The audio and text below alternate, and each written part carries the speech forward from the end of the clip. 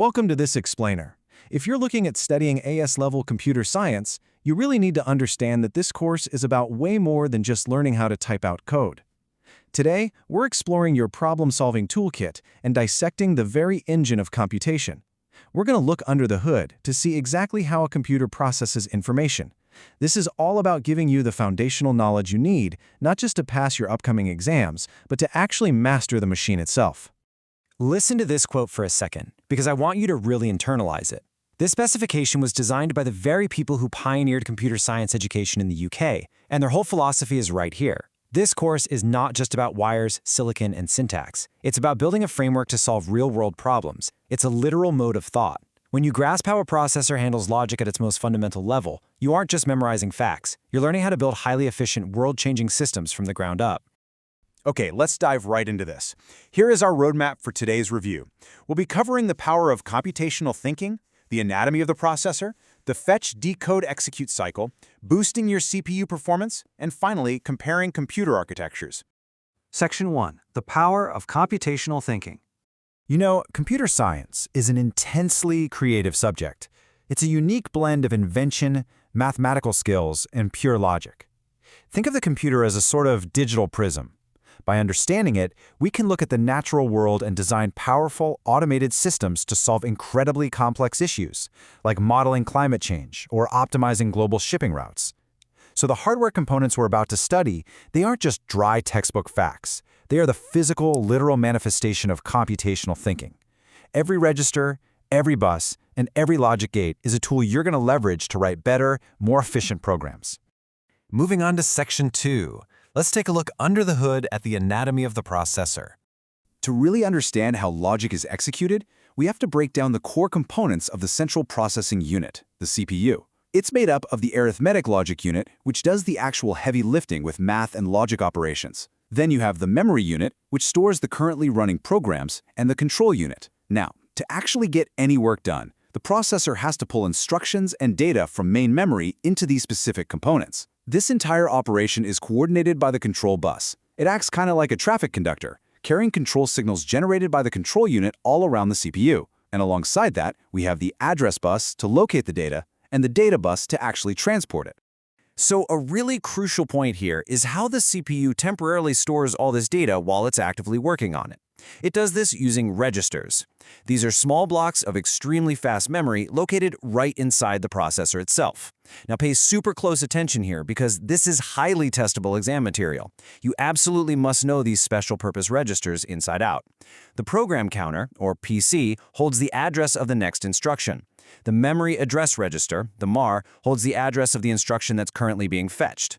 The memory data register, or MDR, stores the actual data or instruction that was just fetched. The current instruction register, the CIR, is where that instruction is kept while it's being decoded. And finally, the accumulator, or ACC, temporarily stores the results of any calculations. All right, Section 3, the fetch, decode, execute cycle. Basically, the heartbeat of the CPU. Now, what's really interesting about this is how the entire cycle kicks off in Stage 1. The address stored in the program counter is copied over to the memory address register. Once that happens, the program counter is immediately incremented. Why do we do that? Well, because most programs run serially, just one line after the next. By incrementing the PC right away, the processor ensures it's already pointing to the very next instruction in the sequence. It keeps the whole system moving forward without any hesitation. So, once the address in the MR is looked up in memory, the actual instruction is loaded right into the memory data register. Then it's copied over to the current instruction register to be decoded. But here is the genius part of modern computing. This is where a concept called pipelining begins. While the instruction in the CIR is being decoded and executed, the next instruction is already being fetched into the MDR. The processor is literally always trying to be one step ahead of itself to make the absolute most efficient use of every single clock cycle. Following the fetch and decode stages, the execution finally happens. Any instruction that involves a calculation is going to utilize that accumulator we talked about. And calculations in a computer, they take a very step-by-step approach. Let's say our initial value is 0, and the instruction is to add 4. Well, the accumulator updates to 4. A subsequent add 2 updates it to 6. Subtract 1, it drops to 5. The result of the last calculation always becomes part of the next one, meaning we're utilizing the accumulator for every single step of the mathematical operation. But programs aren't just simple linear math problems. They involve decisions, they involve loops. And that is exactly where control instructions come in. When you're writing assembly code, you'll often use jump commands. A jump instruction essentially breaks the linear flow of that fetch, decode, execute cycle. If a certain condition is met, let's say we're comparing two variables, the jump command will manually update the program counter to a completely new memory address. This forces the cycle to abandon the next sequential instruction it was prepping to fetch, and it just starts over from scratch at the new location. Okay, moving to Section 4, boosting your CPU performance. For your exams, you really need to understand the physical ways that manufacturers try to squeeze more performance out of a processor. The main factors here are clock speed, which dictates exactly how many cycles the CPU can perform per second, and the number of cores, which allows multiple processes to run concurrently. Having multiple cores is literally what allows you to smoothly render a 4K video while you're simultaneously browsing the web. And finally, we have cache memory. This is a small amount of super-fast memory built right into the processor. To understand why cache is so absolutely vital, we actually need to look at a historical problem in computer science. Think about this.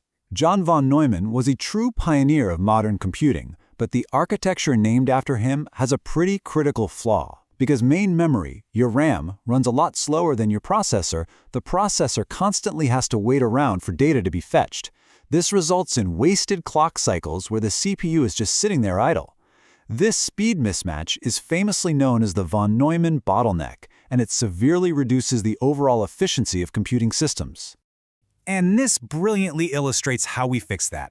Cache acts as a high-speed middleman sitting directly between the CPU and the RAM.